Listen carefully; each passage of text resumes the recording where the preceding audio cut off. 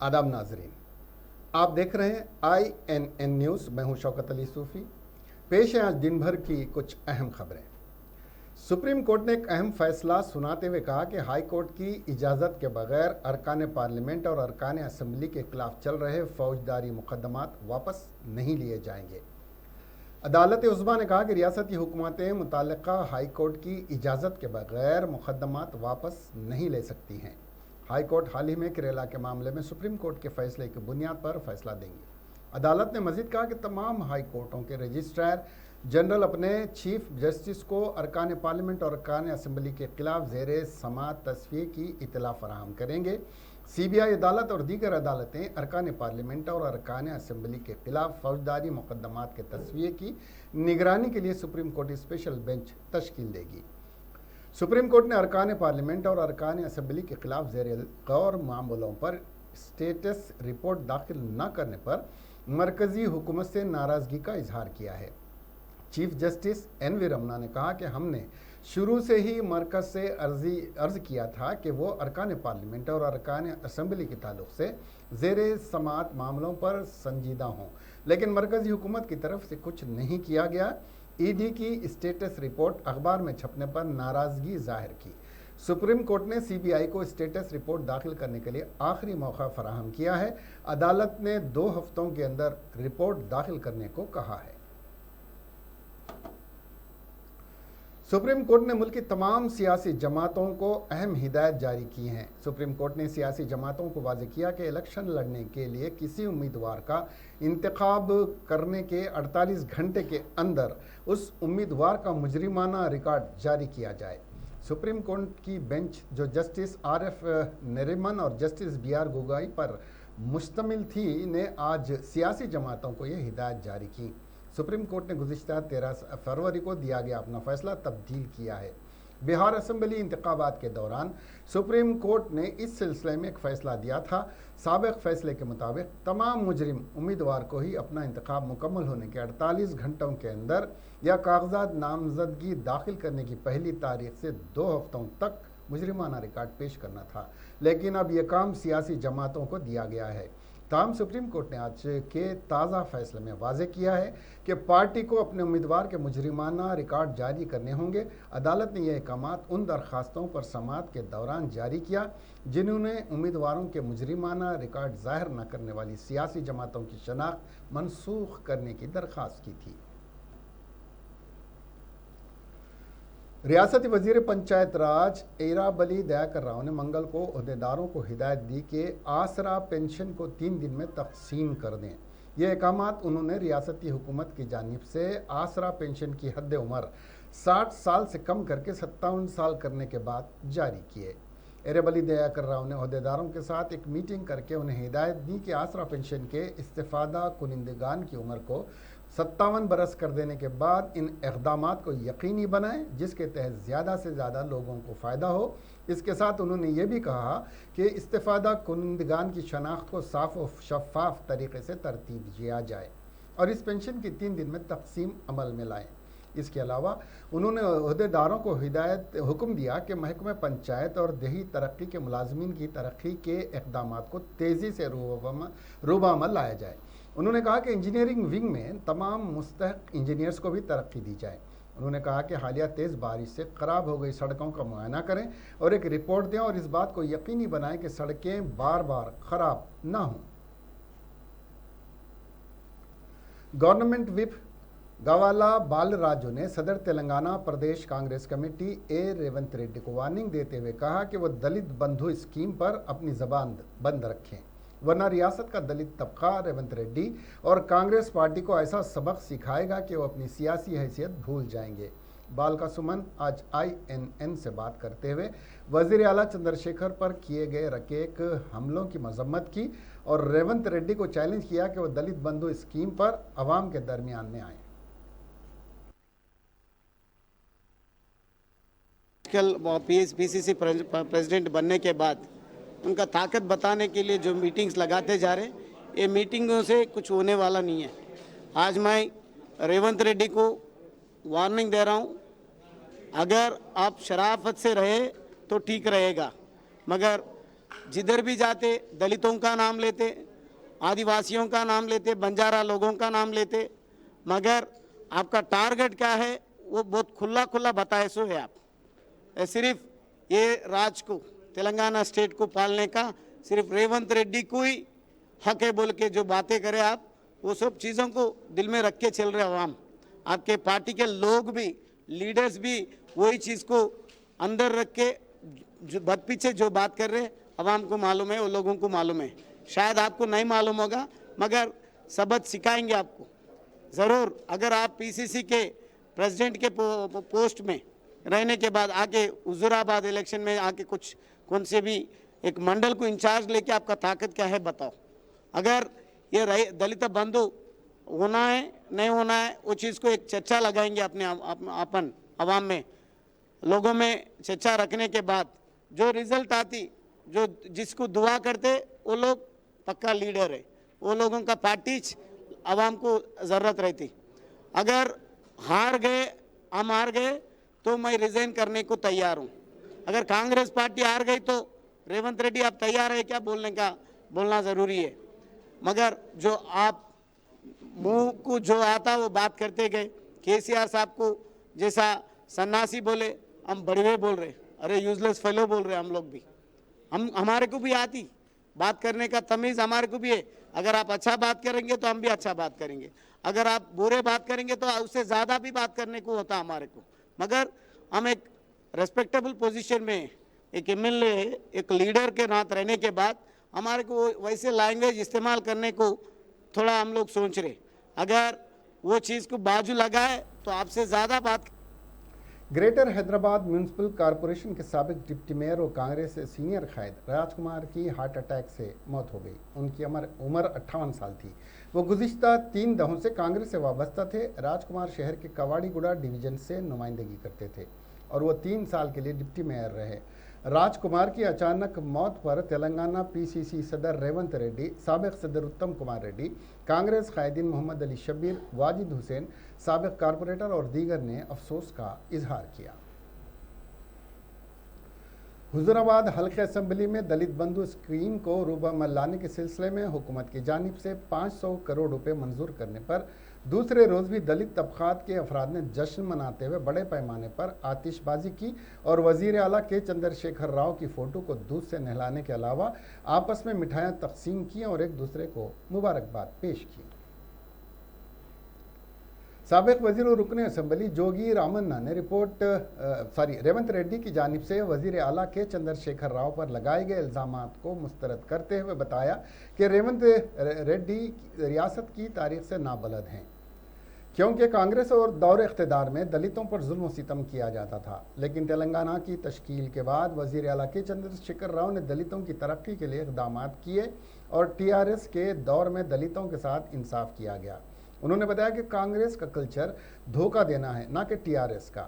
जोगी रामन्ना ने रेवंत रेड्डी पर और कांग्रेस पर इल्ज़ाम आयद किया कि ये नहीं चाहते थे कि दलितों को 10 लाख रुपए दिए जाएं, क्योंकि हुकूमत के इस इक़दाम से रियासत से कांग्रेस और दीगर सियासी जमातों का वजूद खत्म हो जाएगा। अधिकारी किसका बात सुनता? सरकार का जो हुकूमत रहता, वो हुकूमत में वो लोग हुकुम क्या बोलते वो हुकुम को वो लोग मानना पड़ता। पर ऐसी है कांग्रेस, उस वास्ते रेवंत रेड्डी का इससे पहले भी चैलेंज करे थे, तुम वहाँ आने का नैतिक हक भी तो आप लोग नहीं है। और आप लोग आदिलाबाद डिस्ट्रिक्ट के अंदर कोमरम भीम जोड़न घाट के लिए भी आप लोगों का कभी भी वहाँ वर्धंत के दिन नीचे तो हट्टी में पूजा करके वापस आते थे। पूरा पुलिस पहारा रख के कोई भी एक आदिवासी कोई लीडर जाके वहाँ कोई श्रद्धांजलि घटित नहीं करते थे। पर तेलंगाना हुकूमत आने के बाद केसीआर सरकार ने पूरा साहबी मुख्यमंत्री केसीआर साहब 2 जून को सीएम बनने के बाद सितंबर महीने में आके फर्स्ट मुख्यमंत्री वहाँ आके श्रद्धांजलि घटित करके 25 करोड़ रुपए से म्यूजियम बनाए। वो म्यूजियम में आदिवासी वो लोगों का संस्कृति, वो लोगों का पूरा आचार के लिए कोई भी विजिटर्स आके देखे तो आदिवासी ऐसा रहते, हमारा जोड़न घाट का ऐसा चरित्र है बोल के बताने के लिए 25 करोड़ रुपए खर्च करके म्यूजियम बनाए। वहाँ जाने को कम से कम रोड भी नहीं था, डांबर रोड डबल रोड बने, फिर हम बनाए तुम बनाए। तुम 45-50 साल में तुम लोग क्या करे, हम 7 साल में पूरा करके बताए। कईयों साल से वेंगल राव चन्नारेड्डी। साबिक मरकजी ममलिकती वजीर बलराम नायक ने दावा किया कि साबिक वजीर आजम मनमोहन सिंह ने सदर नशीन यूपीए श्रीमती सोनिया गांधी की हिदायत पर 2005 में पार्लियामेंट में की गई तरमीम के जरिए जंगलों में सदियों से बसने वाले आदिवासियों की निशानदेही करते हुए उन्हें कौमी धारे में शामिल करते हुए उनके मुस्तकबिल को ताबनाक बनाने के लिए अराजी के पट्टा हवाले किए। आज मीडिया से बात करते हुए कांग्रेस कायद ने कहा कि SC, ST और दीगर पसमानदा तबकात के मसाइल को हल करने के मकसद से तेलंगाना प्रदेश कांग्रेस कमेटी सदर A. रेवंत रेड्डी ने आदिलाबाद में जो पहल की, समाज के पसमानदा तबकात उसकी सिताइश कर रहे हैं।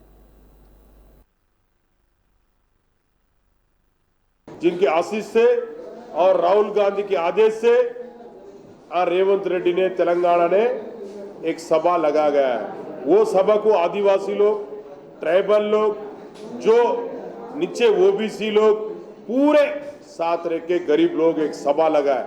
वो सभा को लाखों आदमी आने से आज TRS पार्टी को और BJP वालों को, उन लोगों को आज वो महसूस नहीं हो रहा। उस दिन में आज 10 साल से पहले 2005 में सोनिया गांधी ने, यूपीए चेयरपर्सन सोनिया गांधी ने और मनमोहन सिंह ने एक अमेंडमेंट लेके आए। वो अमेंडमेंट क्या है बोले तो पोड़ू भूमि का पट्टा, पोड़ू भूमि बोले तो जो जंगल में आदिवासी लोग जी रहे उन लोगों के लिए एक अमेंडमेंट लेके आए। क्यों बोलने से 100 साल, हजारों साल से वहां जी रहे हैं, उन लोगों को कुछ बच्चों के लिए, उनके लिए जीने के लिए आइडेंटिफाई करके 1,80,000 पट्टे कांग्रेस पार्टी ने तेलंगाना और आंध्र रीजन में लेके आए। लेके आने के बावजूद जब हम 50 लाख पट्टे हम बांटे, जो गरीब लोगों को, आदिवासियों, बंजारा लोग को, सबको बांटे, जो सोनिया गांधी ने और यूपीए चेयरपर्सन सोनिया गांधी ने और मनमोहन सिंह ने लोकसभा में, राज्यसभा में अमेंडमेंट करके पूरा देश, पूरा गरीबों के लिए दिए हैं। वो ऐसे पट्टों को आज एक पट्टा भी नहीं दिए। 7 साल होने के बाद केसीआर जी ने और बीजेपी पार्टी ने आज आदिवासी लोग के ऊपर, ट्राइबल के लोग के ऊपर, गरीब के ऊपर अत्याचार हो रहा है। जब एससी के ऊपर कहाँ पे अपना उनके बेटा, जो केसीआर का बेटा है मिनिस्टर साहब ने, उसके कॉन्स्टिट्यूशन में एससी के ऊपर दाढ़ी हुआ है। जब हमारे स्पीकर साहब ने आके, मीना कुमारी जी ने उन लोगों को जेल को जाके उन लोगों को जो भी क्या हुआ क्या नहीं हुआ उन लोगों को बात करके उन लोग भी गए। फिर बाद मशहूर अदाकार और साबिक रुकन पार्लियामेंट गोविंदा ने आज चार मीनार पर वाक़ भाग्य लक्ष्मी मंदिर पर हाजिरी दी। उनके साथ उनकी अहलिया सुनीता आहूजा भी थीं। गोविंदा ने इस मौके पर देवी को साड़ी और दीगर चीज़ें भेंट की। इत्तला पाकर उनके कई मद्दाह चार मीनार के करीब जमा हो गए थे।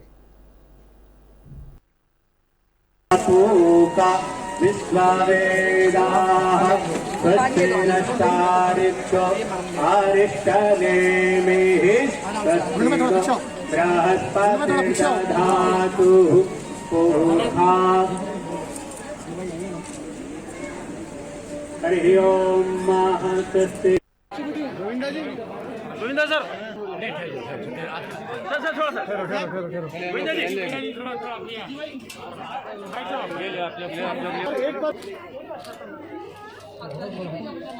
यहाँ कहाँ कहीं भाग्य में किसी प्रकार के बंधन आए हों तो उससे हम लोग बाहर निकले और मुक्त हो उससे, और उस कष्ट बाधा से दूर हो जाए वो, उसके लिए प्रार्थना और पूजा के लिए हम लोग यहाँ पर आए।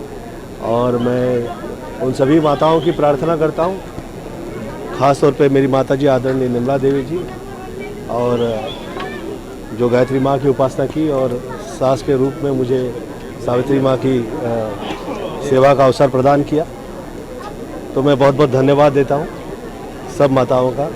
और जो भाग्य मुझे ईश्वर ने और माताओं के वजह से प्रदान हुआ, उसकी वजह से मुझे इतना जो नाम, इज़्ज़त, शोहरत, दौलत ऊपर वाले ने जो दी है, उसके साथ साथ आगे इस प्रकार के कभी भाग्य में तकलीफ़ ना आए, कष्ट ना आए, बाधाएं ना आए, दुख ना आए, माता से प्रार्थना की है। जय माता। सर यहाँ पर आने की वजह बताइए, यहाँ पर कोई खास कह दिया, कह चुका हूँ मैं।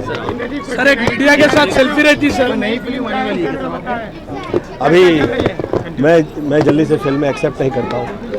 जैसे चाह रहा हूँ ऐसे मुझे योग ऐसे ऊपर वाला मौके अता फरमाए या प्रदान करे माँ, तो मैं फिर करूँगा फिर फिल्में साइन।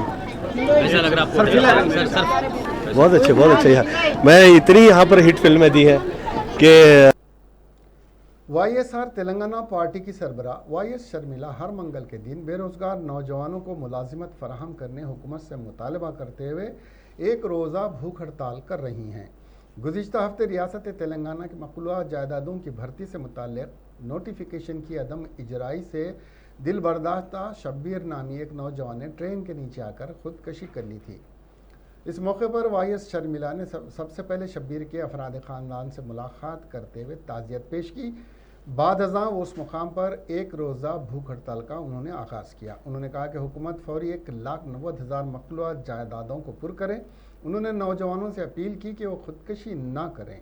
मैं आप लोगों के साथ हूँ, हुकूमत पर दबाव डालकर मक़लूआ जायदादों को पुर करवाया जाएगा। तब तक मेरी हर मंगल को एक रोज़ा भूख हड़ताल जारी रहेगी, शर्मिला ने कहा।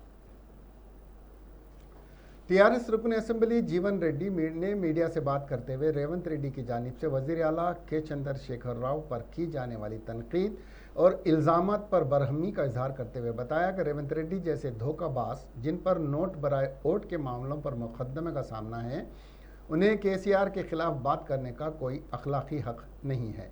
उन्होंने सदर तेलंगाना प्रदेश कांग्रेस कमेटी रेवंत रेड्डी से सवाल किया कि क्या कांग्रेस ज़ेर इक़्तिदार वाली रियासतों में दलित बंधु स्कीम, आसरा वज़ाइफ, किसानों को मुफ्त 24 घंटे बरखी सरबराही जैसे इक़दाम किए जा रहे हैं।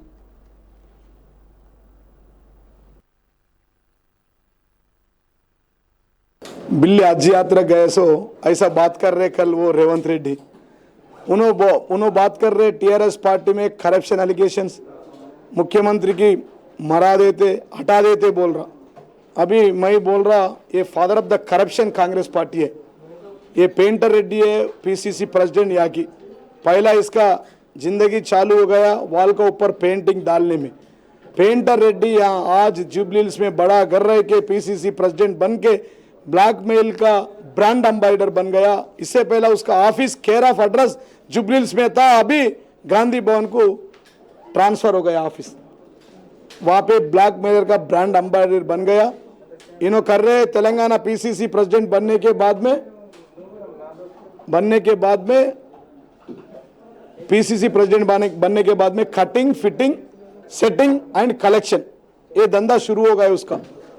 उन्होंने बोल रहे हमारा बारे में करप्शन एलिगेशन बोल रहे, father of the corruption Congress party. उतना वो करके कल वो केसीआर साहब का ऊपर गालियां दे रहे, वो बंद करो। अगर नहीं बंद करे आपको हर एक गांव में हमारा लोग है, 1000 लोग है, 4 करोड़ लोग है, पूरा सब पार्टी खत्म हो गया, ओनली टीआरएस पार्टी है। 12,000 सरपंच से, अबाउट 10,000 एमपीटी से, 33 जेडपी चेयरमैन से, 100 का ऊपर एमएलए से। हम एक बार मुंह खोले तो हवा में उठ जाते, हवा में चले जाते। मिस्टर रेवंत रेड्डी ये बंद करो। कैदी नंबर 1779 है, चेरलापल्ली भी जाके आया और एक जेल पे भी गया, 1479 है उसका नंबर, कैदी नंबर है। ये स्टुवर्टपुरम चोर के और बढ़ के हो गया, चोरंग का चोर है, फादर ऑफ द चोर है ये। मैं इससे क्या बोलूं, क्यों बोलना। अब पीसीसी प्रेसिडेंट है, 29 स्टेट्स में भी पीसीसी प्रेसिडेंट है, 70 साल से नहीं 100 साल से 130 इयर्स का हिस्ट्री है कांग्रेस का, और बहुत जन जाके आके गया, पुराना पीसीसी प्रेसिडेंट भी है। ऐसा बात मत करो, ऐसा गालियां मत दो। जो कमिटमेंट में हम मैनिफेस्टो में डाले। कैथोलिक एसोसिएशन हैदराबाद ने तहफ़्फ़ुज़ात के 1950 के सदारती अहकाम को फिलफौर मनसूख करने का मुतालबा किया। इस कानून के बाद दलित तबके के वो अफराद जिन्होंने ईसाई या मुस्लिम मजहब कबूल किया है, वो अपने तहफ़्फ़ुज़ात के हुकूक़ से महरूम हो रहे हैं। INN से बात करते हुए दीपक जान ने कहा कि दलित तबके के अफराद को रोज़गार से महरूम करना एक बड़ी साजिश है, जबकि दस्तूर ने उन्हें रोज़गार, तालीम और सियासी तौर पर तहफ़्फ़ुज़ात फराहम किए हैं। बोल के even even National Commission for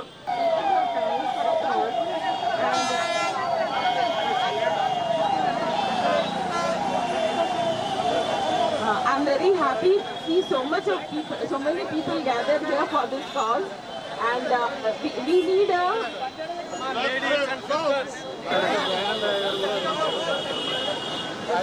we need to maintain the same unity, coming here and spending your time for this cause. Thank you. a Christian votes in Northeast states, the BJP communal party ईसाई मोर्चा बोल के लगा। अगर आपको दम है, अगर BJP लोग अगर दम है तो इमीडिएट दलित क्रिश्चियन का।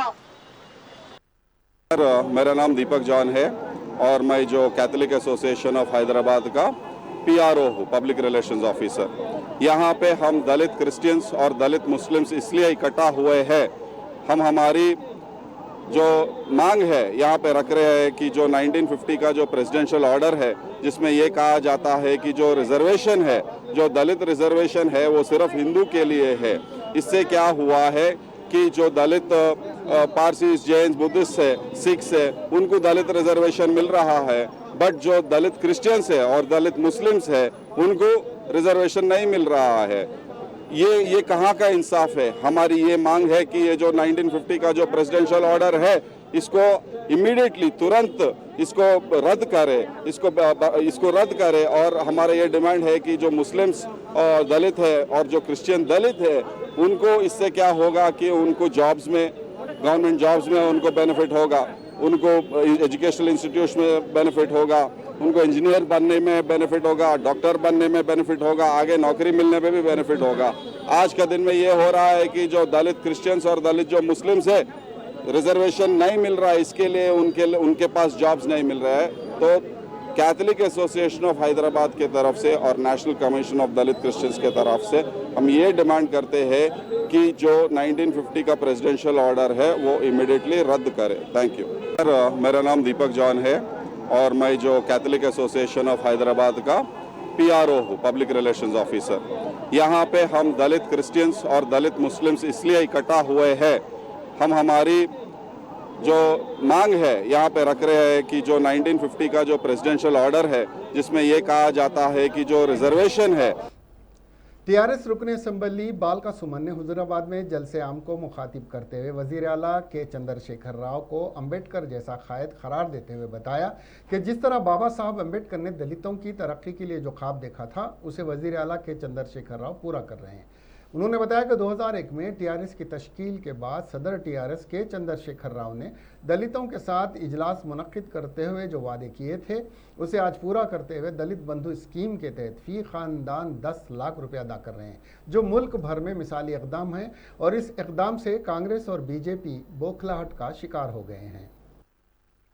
కులమని ముట్టుడు కులమని ఊరవతలు పెట్టిర్రో ఆ కులాన్ని ఇవాళ ధనికమైనటువంటి కులంగా తయారు చేస్తానని కంకణం కట్టుకున్నాడు కేసీఆర్ సార్.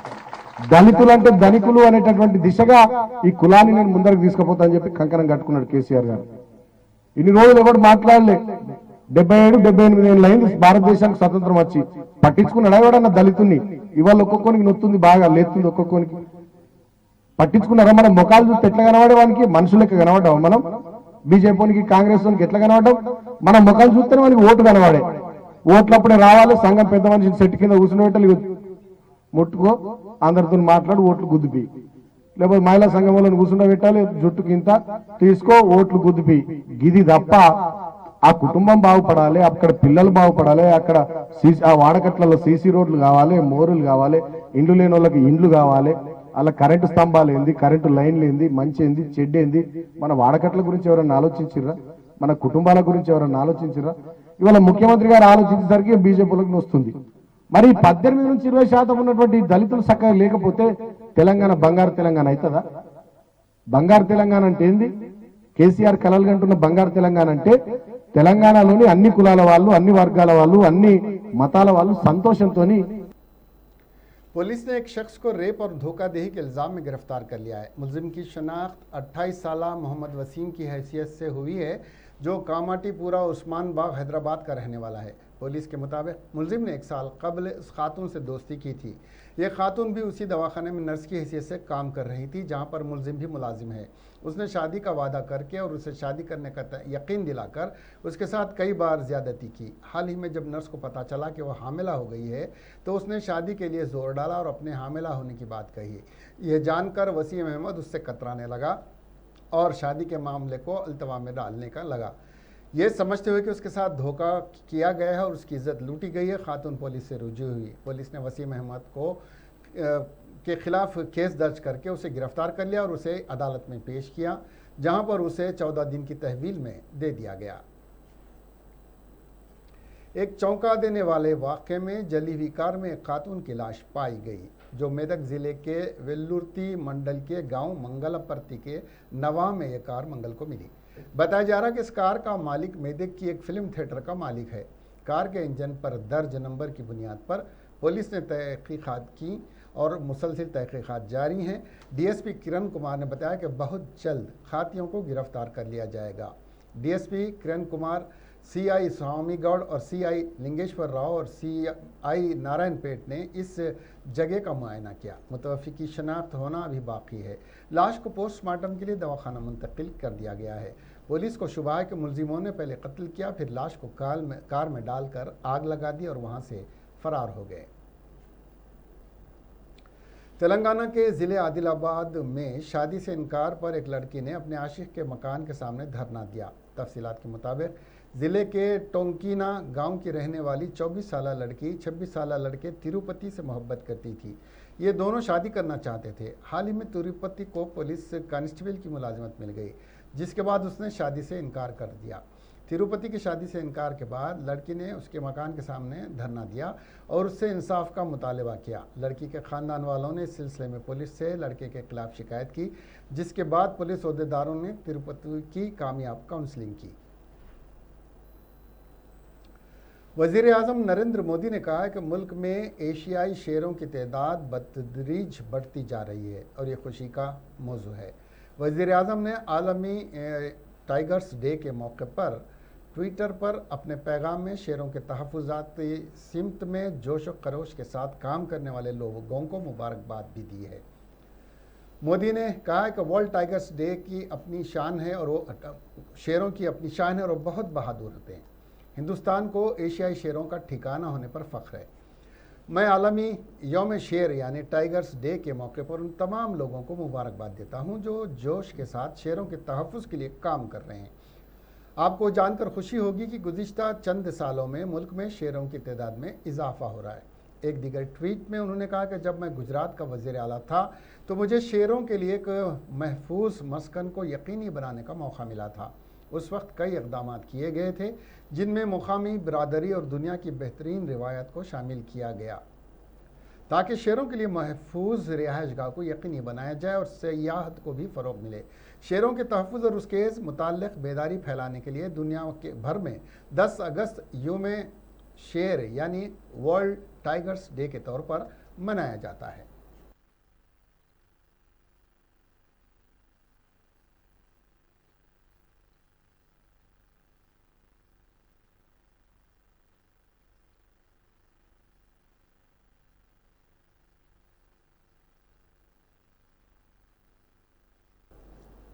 तैराकी के लिए गए 5 तलबा में से एक की मौत हो गई और 4 को एक भिखारी ने बचा लिया। ये तलबा एक गड्ढे में फंस गए थे। ये चौंका देने वाला वाक़या कल कड़पा के चयन्नी रेलवे ब्रिज के करीब पेश आया। कुमारपल्ली के चियाटीपेट के रहने वाले ये लड़के थे। वो तैराकी के लिए रेलवे ब्रिज को गए। वहाँ पर रेत के लिए खोदी गई खंदकें बड़े बड़े गड्ढे हो गए थे और हाल ही में हुई बारिश की वजह से उसमें पूरा पानी भर गया था। ये 5 तलबा ने गड्ढे में तैराकी करते हुए उसमें फंस गए थे। इस पस मंज़र में एक भिखारी ने साहिल से उनको चीखते हुए देखा और नीचे गड्ढे तक गया और 4 तलबा को बचा लिया, जबकि 16 साल आदित्य बाहर ना सका और फौत हो गया।